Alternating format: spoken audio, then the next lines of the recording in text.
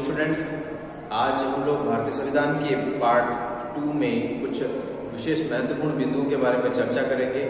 और मैं आपको बता दूं कि भारतीय संविधान जो है वो अपने आप में बहुत बड़ा संविधान है। इसके जो नियम और इनकी धाराएं, इसमें कितने भाग हैं, उन पर हम लोग आज चर्चा करने वाले हैं।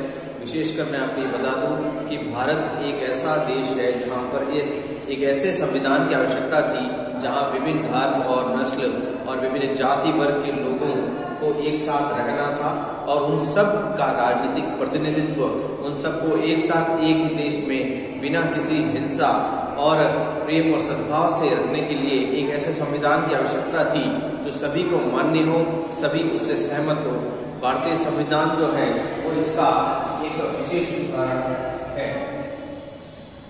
विद्यार्थियों, मैंने कल आपको पढ़ाया था कि संविधान जो है वह एक समुदाय में सभी, एक समाज में सभी समुदाय, विभिन्न जाति वर्ग, लिंग, वर्ण आदि के लोगों को एक साथ लेकर चलने वाला संविधान होता है। संविधान लोकतंत्र की आत्मा होता है। संविधान में जो नियम और कानून बने होते हैं, उन कानून और नियमों के अनुसार देश को चलना होता है। तो वो नियम और कानून किस प्रकार से बनेंगे, कैसे उन नियमों में किन किन धाराओं, किन किन अनुच्छेदों का ध्यान रखा जाएगा, ये सारी उदाहरण जो है हमें भारतीय संविधान के अंतर्गत मिलते हैं। भारतीय संविधान का के जो हिस्से हैं अलग अलग, वो किसी एक ही देश नहीं बल्कि विभिन्न देशों के संविधानों को अध्ययन करने के बाद निर्मित किए गए हैं। भारतीय संविधान में जो भारतीय संविधान सभा की जो बैठक हुई थी वो सबसे पहले 1946 में हुई थी और उसमें विभिन्न अलग अलग वर्ग, अलग अलग जाति के लोग जो है उसमें शामिल थे और उनकी सहमति से ही आगे कई संघ समितियों का निर्माण हुआ और उन संघ समितियों में जो है वो अलग अलग अध्यक्ष बनाए गए। फिर उन अध्यक्षों की सहमति से एक गहन अध्ययन के बाद इस संविधान को तैयार किया गया है।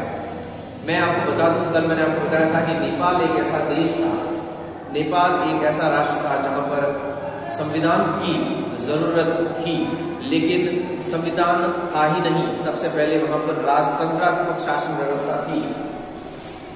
हम पढ़ रहे थे संविधान की जरूरत क्यों पड़ती है, संविधान की जरूरत क्यों पड़ती है। संविधान की जरूरत क्यों पड़ती है, इसके लिए मैं नेपाल का उदाहरण बताना चाहूंगा आपको। नेपाल जैसे देश में सर्वप्रथम राजतंत्रात्मक शासन व्यवस्था थी।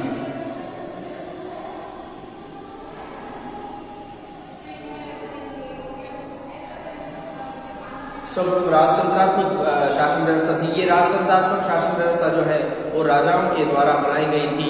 नेपाल में राजा के अंतर्गत जितने भी मंत्री और मंत्री परिषद होती थी वो राजा के अंतर्गत होती थी। राजा जैसा चाहता था वैसे ही मंत्री परिषद को करना पड़ता था।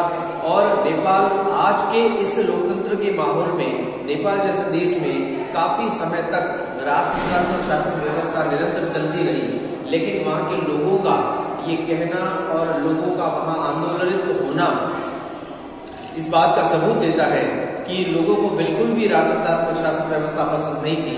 लोग वहां आंदोलन कर रहे थे, लोग संघर्ष कर रहे थे। आखिरकार 2006 में नेपाल के लोगों को कामयाबी मिली और राजतंत्रात्मक शासन व्यवस्था का वहां पर अंत हो गया। 2006 में नेपाल में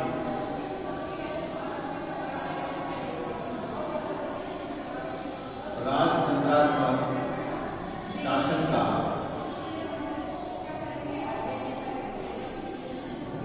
अंत हुआ।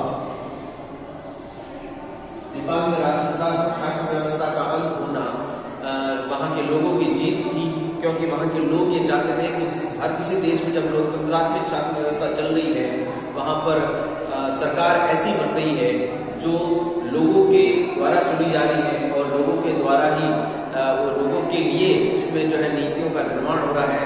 तो इसी प्रकार से ऐसी नियमों का जो निर्माण है वो नेपाल में भी होना चाहिए। तो वहां पर लोकतंत्रात्मक शासन व्यवस्था का निर्माण हुआ। हालांकि 2006 में लोकतंत्रात्मक शासन व्यवस्था आने के बाद लोगों द्वारा सरकार चुनी जाती थी, लेकिन वहां पर संविधान का निर्माण जो है वो जल्द नहीं हुआ। संविधान का निर्माण करने के लिए भी वहां के लोगों को को संघर्ष करना पड़ा। आखिरकार 2014 से 15 के बीच 15 के बाद आकर वहां पर शासन व्यवस्था यानी संविधान का निर्माण हुआ। 2015 में संविधान निर्मित हुआ।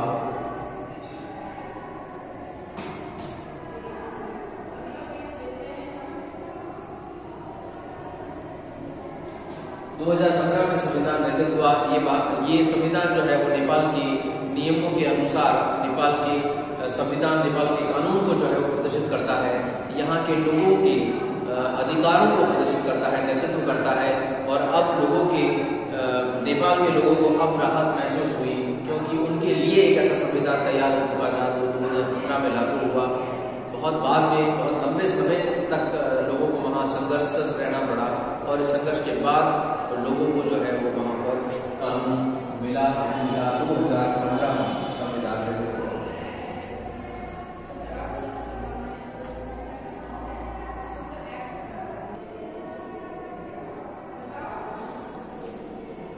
तो पहले विद्यार्थियों, मैंने नेपाल के संविधान की बात की है। अब नेपाल के संविधान के बाद मैं वापस भारतीय संविधान की तरफ बढ़ता हूँ। भारतीय संविधान अपने आप में बहुत ही महत्वपूर्ण और विशेष संविधान है। हम भारतीय संविधान के बारे में बात करें तो भारतीय संविधान का निर्माण जो है वह एक ऐसे देश के लिए हुआ है जिस देश में विभिन्न जाति, वर्ग, धर्म और अलग अलग लिंग के लोग जो है वो यहाँ निवास करते हैं। और उन सब के मतों को एकता, उनको समानता, सम्मान देते हुए देश को चलाना है।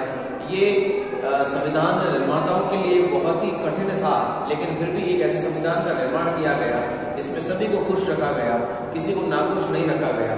हम पढ़ते हैं भारतीय संविधान के कुछ ऐसे हिस्से जिसमें हमें ये महसूस होता है कि भारतीय संविधान जो है वो आम नागरिकों के लिए बहुत ही खास है। जैसे सबसे पहले है जाति समानता।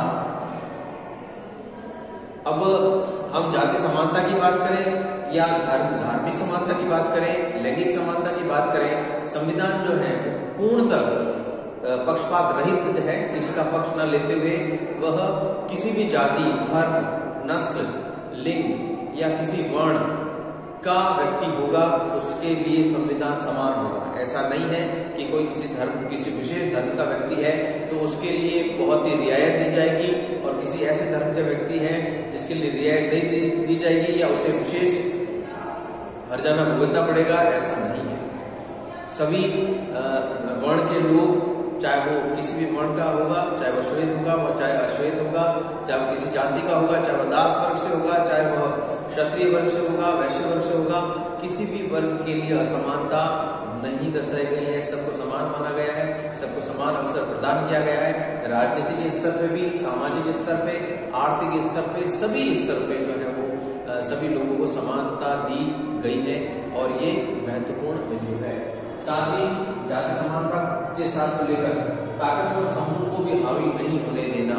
यानी जो ताकतवर समूह है, जो कई बार ऐसा होता है कि हमारे देश में कुछ धनाढ़ी वर्ग के लोग होते हैं, और वह धनाढ़ी वर्ग के लोग जो है वो राजनीति में अपना दखल अंदाजी करके छोटे समूह को या छोटे समूह के लोगों को दबाने की कोशिश करते हैं।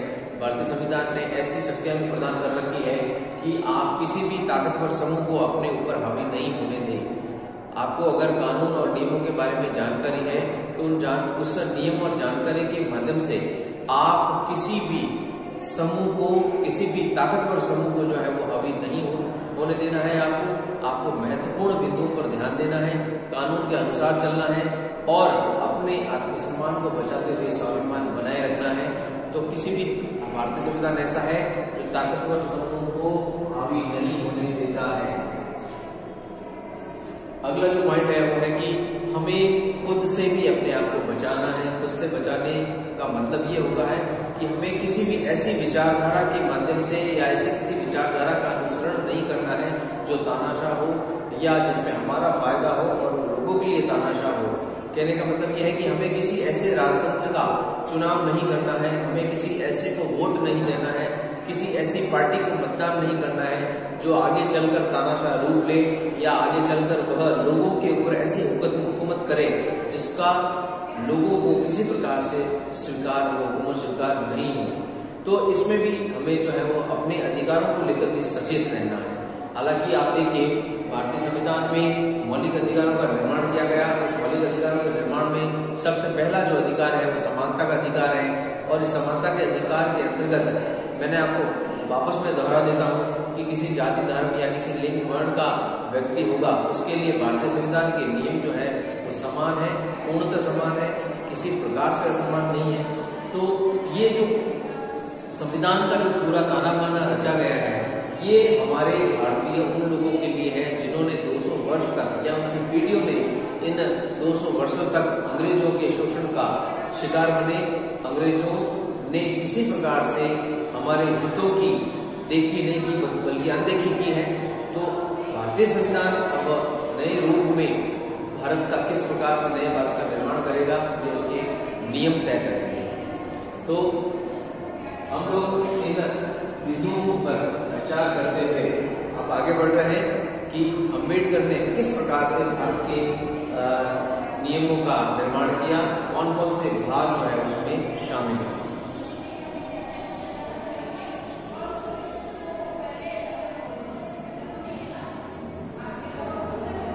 हम पढ़ रहे हैं बच्चों आगे भारतीय संविधान के मुख्य लक्षण। भारतीय संविधान के मुख्य लक्षण हम लोग की मुख्य विशेषताएं क्या थी, इससे पहले मैं आपको कुछ उसकी भूमिका बता देता हूँ कि भारतीय संविधान के मुख्य लक्षण जो है उनका निर्माण किस प्रकार से किया गया।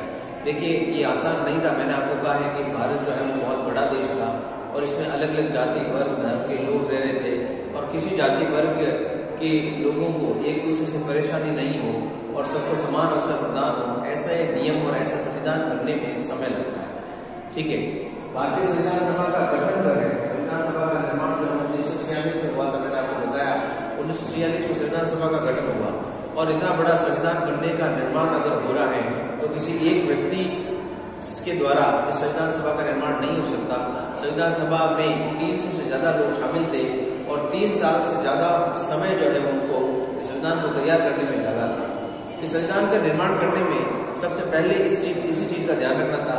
सबसे बड़ी सभी सदस्यों की जिम्मेदारी ये थी कि संविधान जब लिखा जा रहा था तो भारत में उस समय बहुत उथल पुथल चल रही थी।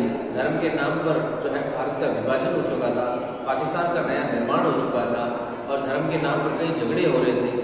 सिख, ईसाई, हिंदू, मुस्लिम सभी धर्मों के लोग यहाँ शामिल थे, रह रहे थे।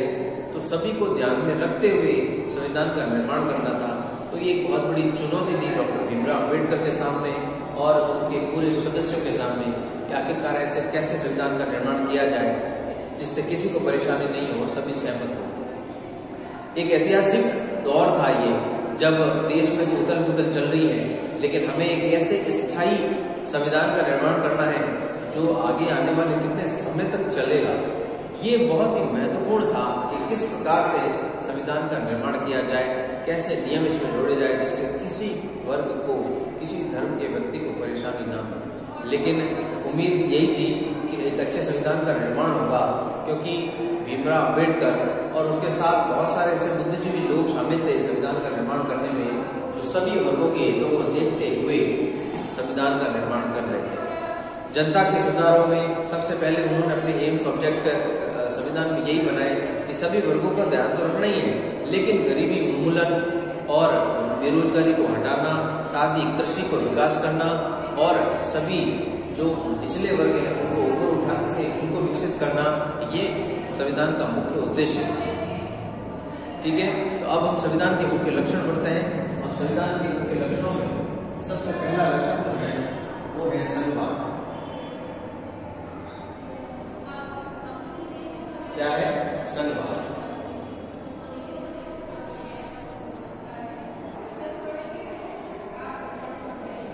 संघवाद के बारे में मैं आपको समझा देता हूँ कि संघवाद जो है वह भारत में 3 स्तर की सरकार का निर्माण करता है।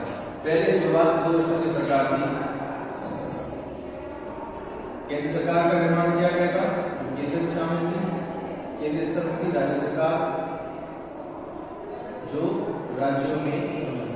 देखिए, संविधान में 2 स्तर की शुरुआत में 2 स्तर की सरकार का निर्माण किया गया। केंद्र में यानी कि दिल्ली से वो सरकार जो पूरे भारत का संचालित करेगी और वहां भी लोकसभा और राज्यसभा जैसी इकाइयां होंगी और उसमें कार्यपालिका, व्यवस्थापिका और न्यायपालिका जैसे स्तंभ होंगे जो पूरे भारत को संचालित करेंगे। ये केंद्र सरकार थी। राज्य सरकार को स्वतंत्र कर दिया गया।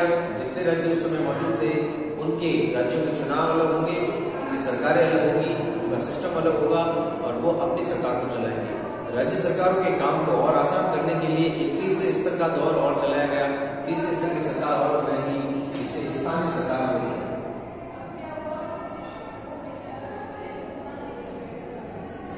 इस स्थानीय सरकार में दो भाग थे, एक तो पंचायती राज था और एक स्वायत्त शासन। ये स्थानीय निकाय का था और ये पंचायती राज था। पंचायती राज जो है वह पंचायतों के चुनाव, पंचायतों को संचालित करता था, जबकि स्वायत्त शासन जो है वो नगर निगम, शहरी नगर निगम, नगर परिषदों को संचालित करता है। इस प्रकार से आज हम भारतीय विशेषताओं में, लक्षण में सिर्फ संघवाद पढ़ेंगे। इसके बाद बाकी वाले जो टॉपिक है वो कल चर्चा करेंगे।